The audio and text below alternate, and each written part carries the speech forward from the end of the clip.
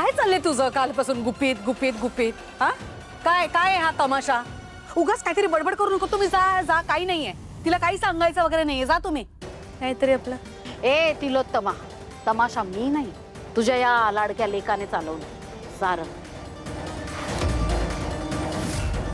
म्हणजे विचार ना त्याला, विचार.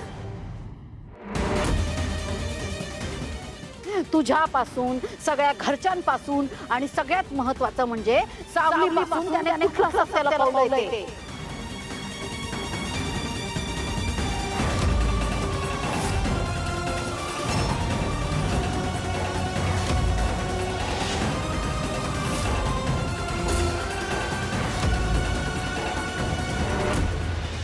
सांग ना, स्वतःच्या बायकोपासून तू एक खूप मोठा सत्य लपवलंयस की नाही?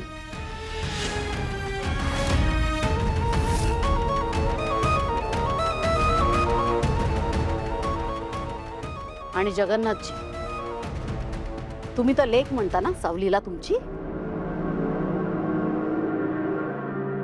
मग या लेकीला इतके दिवस अंधारात का ठेवलं होतं तुम्ही? काय काय बोलतेस तू? इथली सगळी माणसं समजूतदार आहेत, त्यामुळे जे काही बोलायचं ना ते स्पष्टपणे आणि मुद्देसूद बोलला तर सगळ्यांचा वेळ वाचेल. स्पष्टच बोलते, मग स्पष्टच बोलते. ऐक सावली, मनावर दगड ठेव आणि ऐक. सारंगने आणि तुझ्या या मानलेल्या बापाने तुझ्यापासून कुठलं सत्य लपवलंय ते. हे सत्य ऐकल्यानंतर तुम्हा सगळ्यांच्या पायाखालची जमीन सरकून जाणार आहे. आणि ते सत्य हे आहे की सावलीच्या कुंडलीत संतती विरह योग आहे.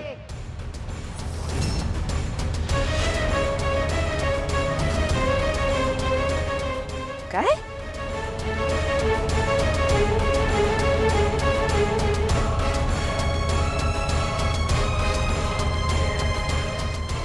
संतती विरह योग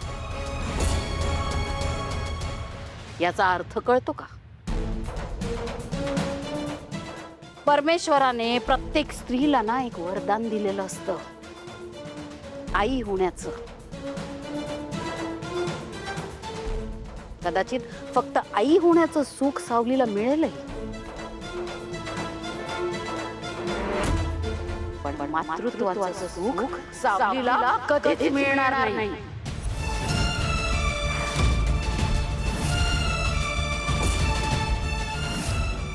नियती हिला ते सुख कधीच देणार नाहीये,